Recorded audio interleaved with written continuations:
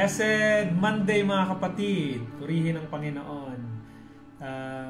Kumusta po kayo? Kumusta po ang inyong weekends? Nakapagpahinga ba ang lahat? At most especially, siyempre, nakadalo ba tayo sa mga pagtitipon natin noong Sunday? Nakapunta ba tayo sa church? At tayo ba ay nakapagpanalangin? Nakapagpasalamat sa Panginoon sa lahat ng mga biyaya niya na talaga namang sumasapat sa atin mga kapatid. Purihin ang Panginoon. At tayo po ay nandito na naman sa ating daily morning devotion ngayong Monday. Purihin ang Panginoon. Good morning sa bawat isa. At sa ating pagsisimula ay tayo muna ay umawit. Ang sabi ng awit ay sa Panginoong Jesus ako ay magtitiwala. Mga kapatid, kailangan nating magtiwala sa Panginoon. Alam nyo, sa mundong ito, marami ng fake, marami ng hindi mapagkakatiwalaan, no? At maging yung mga pangako minsan ay napapako na rin. Amen po ba na yung mga pangako ng magkasintahan, ganyan minsan, mamahalin kita habang buhay, no? Mamaya kapag nag-away sila, nawala na, na-broke na yung kanilang promises. At maaasahan natin na kung may pangako man na tapat, at mapagkakatiwalaan ay yun yung mga pangako ng Panginoon at biyaya ng Panginoon. Amen po ba? Awit po tayo ng isang kantang sabi ng kanta ay biyaya niya ay sapat.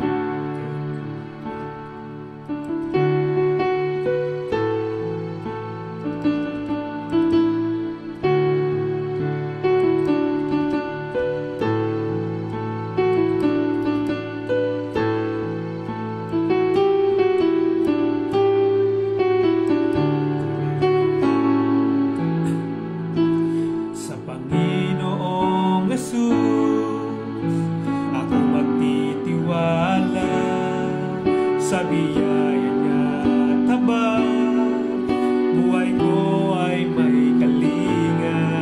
Sa pagsubok at lumbay, naroon siya't dumaramay.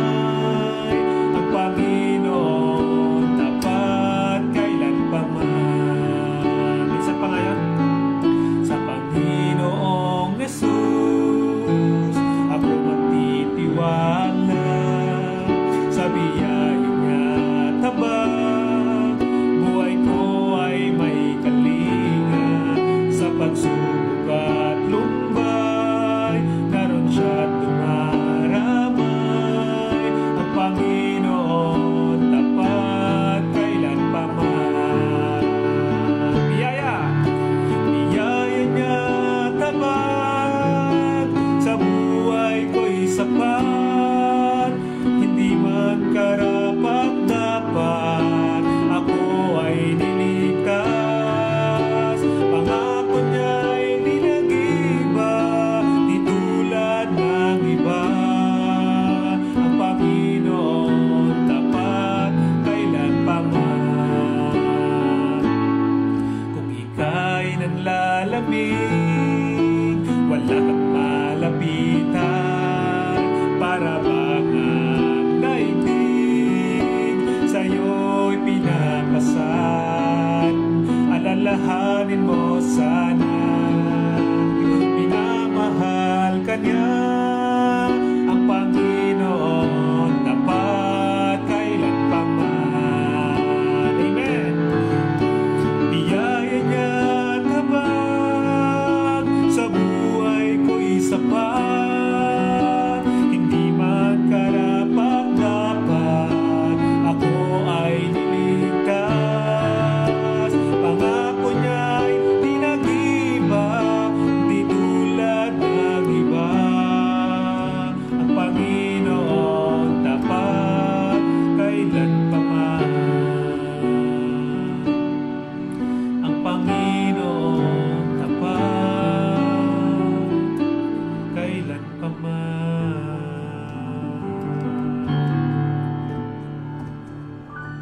Purihin ang Panginoon at totoo po yan mga kapatid, ang pangako ng Panginoon ay tapat. Tayo po ay manalangin. Dakilang Diyos na makapangyarihan sa lahat, Panginoon, salamat sa inyong mga pangako na kung saan kayo po ay tapat. Salamat, Panginoon, sa umagang ito. Pinahiraman niyo muli kami ng bagong buhay, Panginoon, at pag-asa.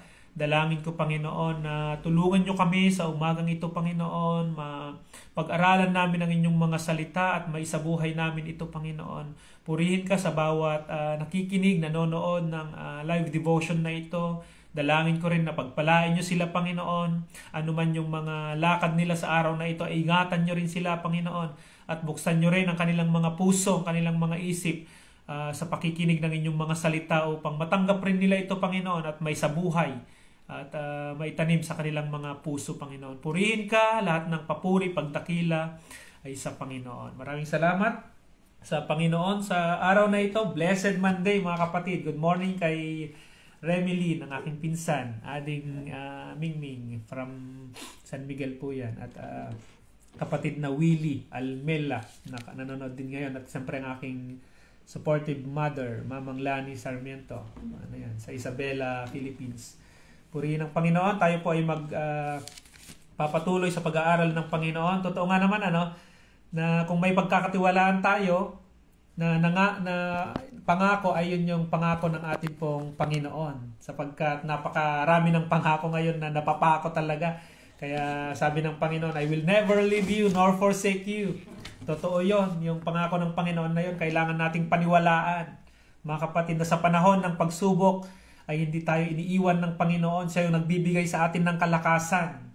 Siya yung tumutulong sa atin para bawat pagsubok na ating pinagdadaanan ay mapagtagumpayan natin. Tapat ang pangako ng Panginoon. Kung sinabi ng Panginoon, sinabi niya. Amen po ba? Gawa chapter 11 verse 19. Doon tayo magsisimula hanggang sa sumusunod.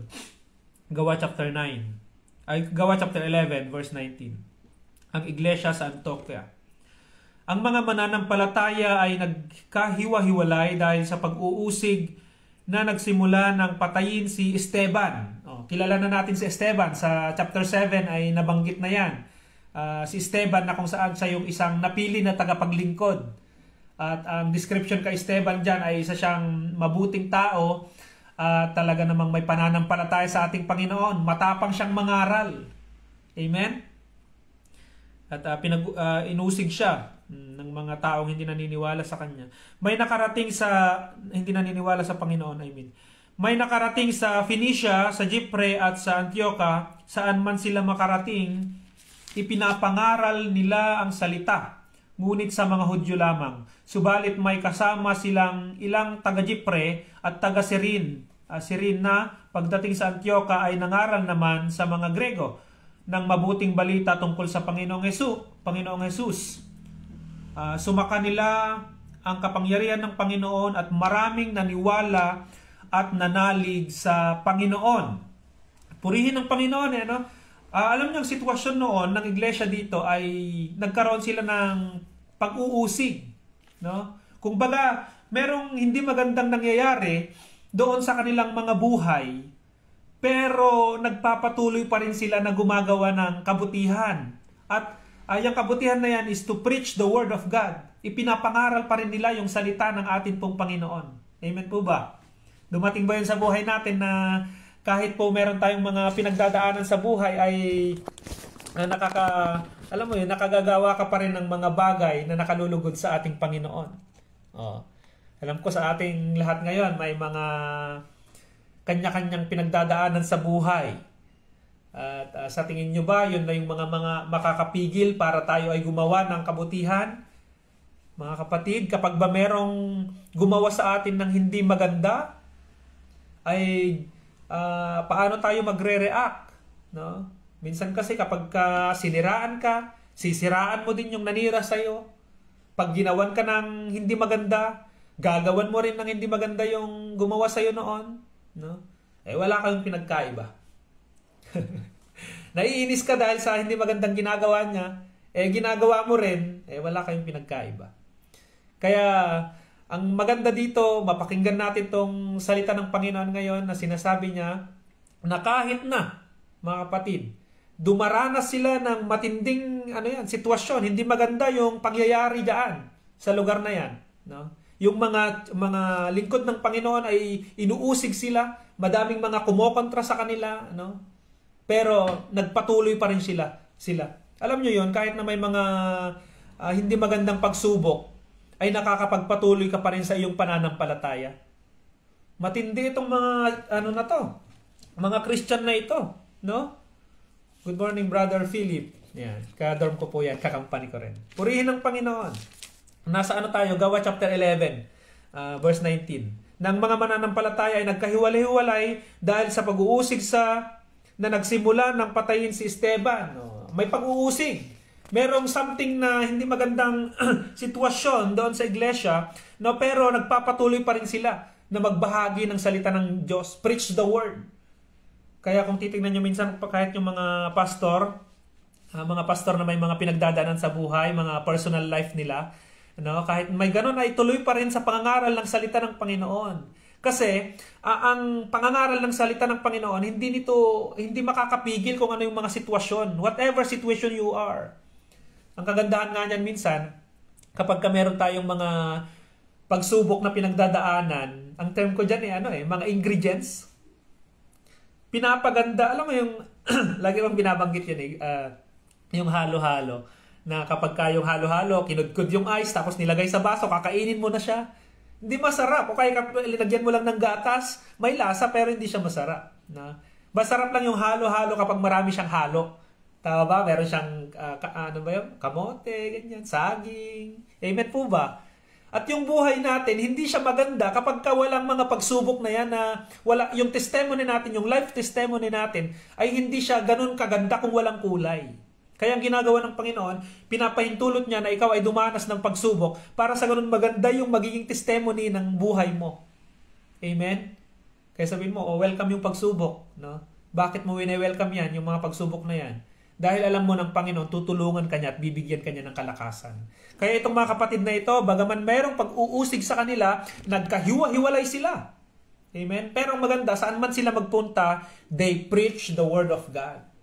Kaya mga Kristiyano sa Pilipinas, na kung paglabas ng Pilipinas, kung saang bansa, nasa Singapore, no? Nasa Taiwan, nasa Canada, nasa America, they are preaching the Word at lumalaganap ito. No? Nasa isang lugar ka, napunta ka sa isang barangay, you are still preaching the word. Yung salita ng ating Panginoon. Hindi naman kailangan na para kang pastor na magbahagi.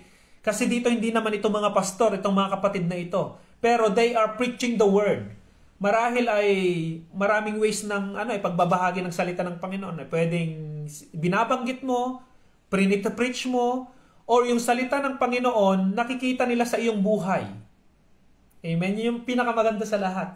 Yung nakikita nila sa buhay mo na, Kristiyano yan. Tagasunod yan ni Kristo. Amen po ba?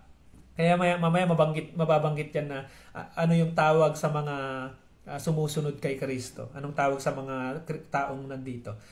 22, nabalitaan ito ng iglesia sa Jerusalem, kaya't sinugo nila sa Antioquia si Bernabe. Nang dumating siya roon at makita ang pagpapala ng Diyos sa kanila, siya'y nagalak at pinayuhan silang lahat na manatiling tapat sa Panginoon. Anong payo ni Bernabe sa kanila? Manatiling tapat sa Panginoon. Amen? 24. Mabuting tao si Bernabe, puspos ng Espiritu Santo at matibay ang pananampalataya, kaya't marami siyang nadala sa Panginoon. Ano yung description po kay Bernabe?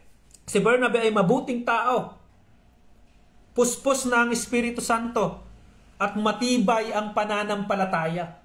Kaya marami siyang nadala sa Panginoon. Alam niyo yun, nakikita ng mga tao na si Bernabe ay meron siyang kabutihan. Given dapat yan sa mga, kapag sinabi mong may Diyos ka, sinabi mong nananampalataya ka sa Diyos, given yan na mabuti kang tao. At yung pagiging matibay yung puspos ng Espiritu Santo, isa rin yan. Meron kang the fruit of the Holy Spirit. Minsan na banggit ko rin na alam niyo kapag nakagagawa kayo ng hindi maganda o nagsalita kayo ng hindi maganda or nakasakit kayo sa kapwa niyo tao, para kayong meron kayong hindi kayo mapakali na parang hindi parang something na nakokonsensya kayo, no? But you know what, kapag ikaw ay Kristiyano, ay the Holy Spirit dwelling in you. Ang Holy Spirit ay nasa iyo na. Kaya kapag gumawa ka ng against to the Lord, marirealize mo na mali yun. Na pagdidingkwis mo yung tama at yung mali. At tinuturuan ka din ng banal na Espiritu na kumilos ayon sa kanyang kagustuhan. No? Kumilos na naaayon sa Panginoong Hesukristo. Amen po ba? Purihin ng Panginoon. Good morning sa ating kapatid, Pastor, kay Pastor John, kumpare ko po yan. Masipag din yan mangaral ng salita ng Panginoon. At kay Ninang Gigi. Ayan, purihin ng Panginoon. Kahit mga busy yan ay talagang, alam niyo yun, yung mga Kristiyano dito sa New Testament ay nagiging good example sila sa atin kung paano magsipag sa paglilingkod sa Panginoon. Na kahit na meron silang iba't ibang sitwasyon na pinagdadaanan, naglilingkod sila sa Panginoon. Nagbabahagi sila ng salita ng ating Panginoon. At dito si Bernabe, ayan, balikan natin, isa siyang mabuting tao. Puspos ng Espiritu Santo. Alam niyo na yan, the fruit of the Holy Spirit is love, joy, peace, kindness, goodness, no? Self-control. Kaya kapag ikaw ay isang Kristiyano, dapat puspos ka ng banal na Espiritu, meron ka ng self-control. Natutuwa ko yung kwento ni Brother Philip kahapon na may sa elevator kasi, maliit kasi yung elevator at may natapakan siyang paa ng isang katrabaho din namin. At aray, sabi doon ng natapakan niya. At yun lang yung nasabi niya. At after nun, yung ginawa niya ay nag-play daw yung tao na yon, nag-play daw ng Christian music. So palagay ni Brother Philip, yun yung paraan niya para makontrol niya yung kanyang emotion. Na imbis na magagalit siya, nag-play siya ng music para sa ganun ay maano na lang siya. Alam niyo yun? May paraan ka para makontrol mo yung sarili mo. Sa mag-asawa minsan, kapag halimbawa nagkakaroon ng hindi magandang pag-uusap na, ay yung isa, ang paraan ng isa ay pupunta muna doon sa tindahan, no? Magpapalamig muna, saka siya babalik, saka sila mag-uusap para makontrol yung sitwasyon, no? Sa mga pulis din, sa mga sundalo, may mga strategy sila para makontrol yung bawat sitwasyon. Tayo din na mga lingkod ng Panginoon, yun yung isang nagpapakita na ikaw ay Kristiyano, na marunong kang mag-control ng iyong sarili, na kaya mong pigilan kung ano yung sasabihin mo. Kung makakasakit ito sa kapwa mo tao, ay mapipigilan mo siya. At nakikita rin ng ibang tao na ikaw ay merong kabutihan dahil ikaw ay isang lingkod ng Panginoon. Amen po ba, mga kapatid? Ayan si Bernabe. Si Bernabe ay mabuting tao, puspos ng banal na Espiritu, matibay ang kanyang pananampalataya. Paano mo masabi na ang isang bahay ay matibay? No? Paano mo masabi na ang isang halimbawa baso, sinabi mo, baso matibay ito, no? Sige, sa bahay na lang, wag na lang yung baso. Sa bahay, no? Sa baso, maganda yung pagkakagawa, kaya matibay. Tama po ba? Pag bahay naman, kaya matibay yung bahay, maganda yung pundasyon. Malaki yung pundasyon niya. Kaya matibay. Sa Kristiyano, paano mo masasabi ng isang Kristiyano ay matibay? Kapag matibay din yung yung pundasyon niya. At ano yung pundasyon na yon? Yung salita ng Panginoon. Kapag yung salita ng Panginoon ay nakatanim dito sa iyong puso, matibay ka. No, hindi ka madaling nawawala, hindi ka pagka may dumating na mangangaral at nangaral ng hindi ayon dito sa Biblia. Tulad ngayon, may mga mangangaral na sasabihin nila, walang impyerno. Dahil ang Diyos ay mabuti, mapagmahal. Bakit mo sasabing walang impyerno? Nakasulat nga sa Biblia, kamo. Bakit? Kasi alam mo yung Biblia. No? Kapag sinasabihan ka ng kaaway, ng Satanas na hindi mo mapagtatagumpayan yung pagsubok na yan. Huwag ka nang mag-church. Kaya mong labanan na sasabihin mo, bakit sana hindi ko mapagtatagumpayan? Meron akong Diyos. No? Kaya nga nung itinutok ang Panginoong Jesus, sabi ng diablo kay Jesus, kung ikaw ang anak ng Diyos, gawin mong tinapay ang mga batong iyan. Anong sabi ng Panginoon? Ginamit niya yung salita ng Diyos. Hindi lamang sa tinapay nabubuhay ang salita, kundi sa...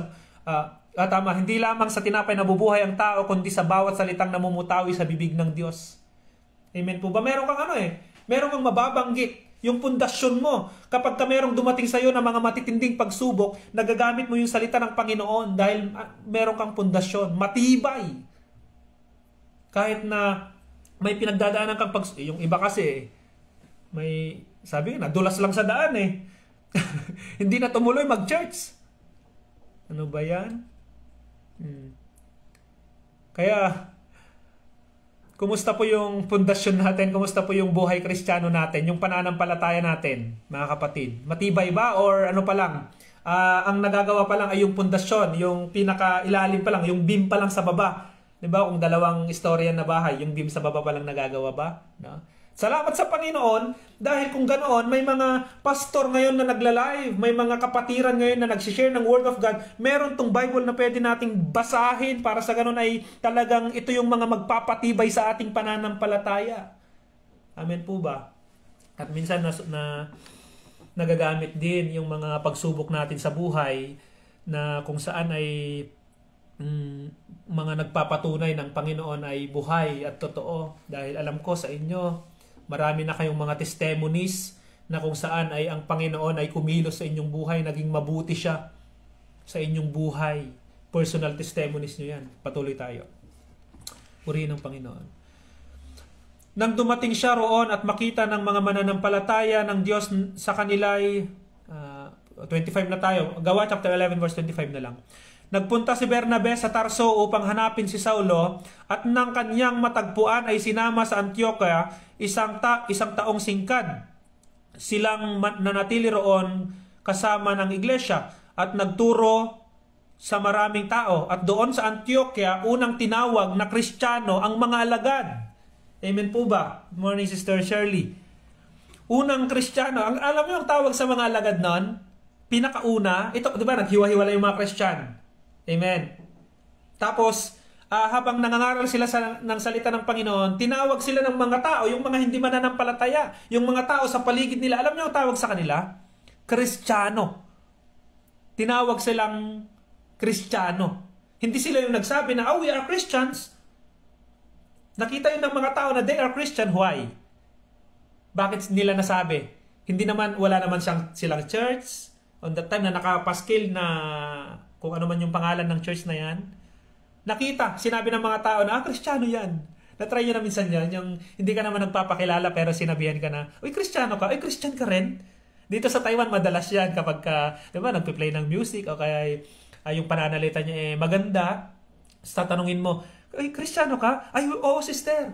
Saan ka nag-church? Dito sa, talaga. No, magkukumustahan na yan. Kahapon nga, may nakasabay din ako sa bus. Ang una niya lang sabi sa akin, ay, taga saan po kayo? Ayun lang yung kanyang saan po kayo sa Pinas? Sabi ko, taga Isabela. Ay, taga Isabela rin ako. Saan sa Isabela? San Guillermo. Taga San Guillermo rin ako. Mga kapatid, small world. May na-meet ako kahapon dito na pastor na pastor ng Church of God na taga diyan sa Isabela. Alam niyo yun, nagkaroon agad ng napansin namin agad sa isa't isa na kami ay may mga pananampalataya sa ating Panginoon at napansin ko rin sa kanya yon at napansin niya rin sa akin kaya kami nagkumustahan. Kumusta po kayo mga kapatid? Napapansin din ba nila na kayo ay Kristiyano? Sa pananalita ninyo, sa kilos ninyo, napapansin rin ba nila na kayo po ay Kristiyano? Kaya dito, unang tinawag na Kristiyano ang mga alagad. They are Christian because they are following Christ, they are thinking like Christ, they are talking like Christ, and they are longing for the coming of Christ. No? Itong mga Kristiyano na ito noon, alam mo kapag magsalita sila, laging ang binabanggit nila ay ang Panginoong Jesus. 27. Noon naman ay may mga propetang dumating sa Antioquia mula sa Jerusalem. Tumindig ang isa sa kanila ng pangalay Agabo at sa kapangyarihan ng Espiritu ay nagpahayag na magkakaroon ng malaking taggutom sa buong daigdig. Nangyari ito nung kapanahunan ni Emperador Claudio. Nagpasya ang mga alagad na magpadala ng tulong sa mga kapatid na nanirirahan sa Judea ayon sa kaya ng bawat isa. Gayon nga ang ginawa nila at ipinadala ang kanilang tulong sa matatanda ng iglesia sa pamamagitan ni Bernabe at ni Saulo. Noong una pa lang mga kapatid, yun yung maganda dyan. Alam mo yun, noong una pa lang, may mga iglesia na.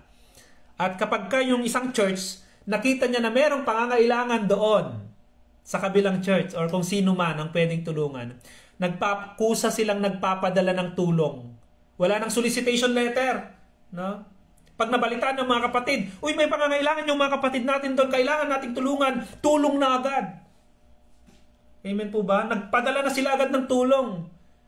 Minsan kasi kailangan pang mag-preach yung mga pastor, mga kapatid, tulungan natin yung mga kapatid na ganito, ganyan, kailangan.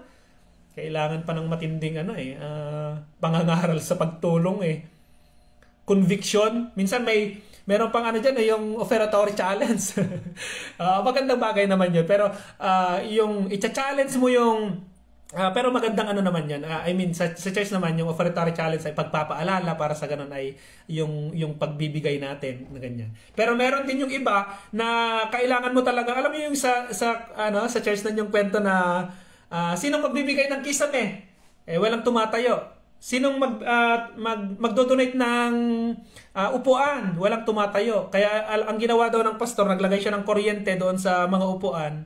At nung Sunday na, ay meron siyang hawak-hawak na remote at sabi ng pastor, sino ang magdo-donate ng upuan? Pinindot niya yung kuryente at napatayo yung nakaupo. Sabi niya, palakpakan yung mga tao, may magdo-donate na ng upuan. Kailangan pa bang ganun? Kapag ikaw ay Kristiyano, kailangan ka pa bang kuryentehen para tumulong? Kaya mo namang tumulong? Mga kapatid, ang tunay na Kristiyano, ang naglilingkod sa Panginoon, kusang loob yan yung mga kapatid noon sa Jerusalem. Nung nakita nila na may pangangailangan doon sa kabilang church, kusa na silang tumulong, nag-meeting na sila o magpadala tayo ng tulong. O Bernabe, Saulo, no, ito, ay Pablo, ito na. Ito yung tulong, idalhin nyo doon sa mga kapatid. Kailangan nila ito. Amen, mga kapatid. Amen. Isa yun na nagpapakita na tayo ay Kristiyano. Dito sa bansang Taiwan ngayon, mga kapatid, ay nananalangin tayo na makuha natin yung isang lugar doon sa malapit doon sa train station. Pagbaba mo lang sa train station, andun na yung lugar. Maganda yung lugar, maluwag, at napaka-accessible at napaka-strategic. Kaya lang, ang isang kahapon nag-usap kami ng Taiwanese pastor ay ayun na, kinukuha na yung tinatanong na kung kailan natin kukunin yung lugar kasi nag-walk by faith tayo doon, naghanap tayo ng lugar na yung fund natin ay hindi naman sasapat. Yung hawak natin ngayon, yung nakikita natin ngayon, talagang dumaan tayo sa pananampalataya that God will provide. At ngayon ay kinukuha, tinatanong sa kailan babayaran yung 2 months advance and 1 month deposit. At malaki-laking amount yon, pero naniniwala tayo na God will provide. Kaya kahapon, alam nyo kahapon nakakatuwa. May nakabalita lang nakukuha tayo ng lugar. Hindi natin kapatiran, hindi siya natin kapangalan ng church. Nag-abot siya kahapon. Kaya sa Sunday ibibigay ko yun sa treasurer. Nag-abot siya ng 5,000 NT dollar para sa gawain sa Panginoon, para sa renta. Hindi natin yun no? Nabalitaan niya lang, tumulong siya. Hindi ko naman siya in-encourage. Kasi Kristiyano siya, no? Hindi ko naman kayo in-encourage na magbigay. Normal kasi sa inyo yan na kapag nakita nyo na may pangangailangan ay tumutulong kayo, nagme-message kayo kay pastor, nagme-message kayo sa kung sino mang leader ng church na tutulong kayo. Kasi alam naman ng Panginoon yung puso nyo at naniniwala kayo na God will provide. O kaya dito sa Taiwan, mga kapatid, kung hinikilos kayo ng Panginoon, tumulong po kayo, no, sa renta natin para makuha natin yung lugar na yon.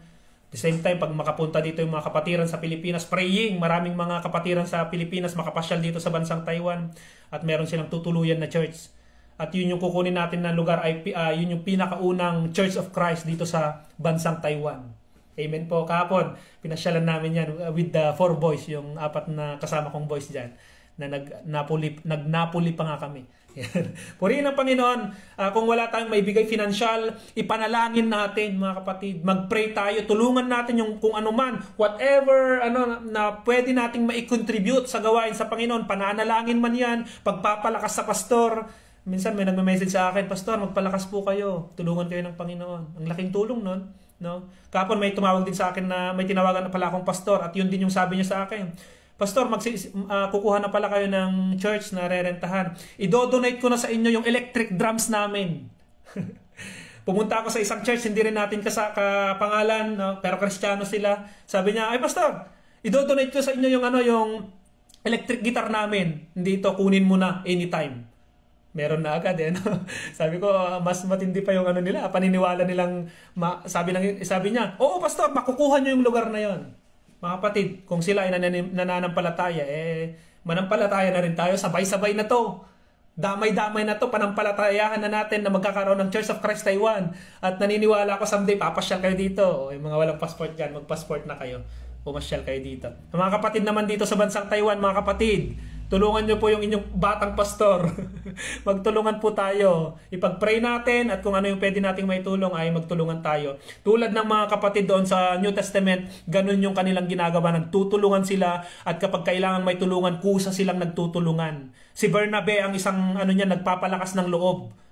Kaya sabi ko nga hindi laging pinansyal ang tulong. Minsan, maganda rin na nagpapalakas tayo ng loob, nag-i-encourage tayo, napakahalaga yung pananalangin. Pag-pray nyo po kami mga kapatid dito sa bansang Taiwan, makuha natin yung lugar na yon, napakagandang lugar at may provide yung pangangailangan natin. Purihin ng Panginoon. Salamat din sa mga pastor na hindi nagsasawang nagme-message sa akin, nagpipray, tumutulong na sana magkaroon nga ng gawain dito sa bansang Taiwan. Purihin ng Panginoon. Salamat po sa lahat ng dumalo ngayon. Pagpalain kayo ng Panginoon. Ang Diyos ang pag-ibig at pagpapala ng Diyos sumagana sa inyong puso. Makapagpatuloy kayo sa paglilingkod. Maging malakas kayo at yung salita ng Panginoon maitanim sa inyong mga puso. Praise God po. Tayo manalangin. Salamat po Panginoon sa araw na ito. Salamat sa bawat kapatid na nakinig, O God. Purihin ka sa kanilang buhay, sa willingness nila, Panginoon, na makinig ng inyong mga salita. Pagpalain niyo po sila, Lord. Alam niyo po yung kanilang mga pinagdadaanan, Panginoon. Alam niyo po yung mga suliranin nila. Alam niyo po yung mga pagsubok nila, Panginoon. Yung iba dumadanas ng sakit, Panginoon, meron silang karamdaman. Yung iba naman, Panginoon, marami silang mga pinagkautangan. Yung iba naman, Panginoon, marami silang pangangailangan, pag-aaral ng mga anak, Panginoon, pangangailangan sa pagkain, Panginoon, sa pang-araw-araw, yung iba naman sa pamilya, Panginoon. Lord, kayo po ang umayos ng lahat ng ito. Naniniwala ako, Panginoon, that you are the God who provide, that you are the God who heals, Panginoon, that you are the God who make things good, O God, and better, O God, and best, O God. Hayaan nyo, Panginoon, na makapagpatuloy ang mga kapatid na ito sa paglilingkod sa inyo. Kilusin nyo sila, Panginoon. Kilusin nyo sila na manatiling tapat sa inyo, na magkaroon ng matibay na pananampalataya, na laging makinig, mag-aral ang inyong mga salita upang tumibay sila bilang mga Kristiyano. Salamat, O God. Purihin ka. In Jesus' name we pray. Amen and amen. Good morning po sa ating lahat mga kapatid. Salamat sa pakatibay po tayo sa pananampalataya. Sa mga workplace po ninyo, mga magtatrabaho ngayon, mga lalakad, God bless po sa inyo. Pagpalain kayo ng Panginoon, samahan kayo ng Panginoon. See you bukas. Ito po ay everyday, 6:30 hanggang 7. Ano lang to, 30 minutes. Minsan sumusobra lang ako ng ilang minutes. Pero purihin ng Panginoon at siya yung nagsasalita, kumikilos sa atin. No? Bye-bye. See you bukas po, 6:30 din. God bless.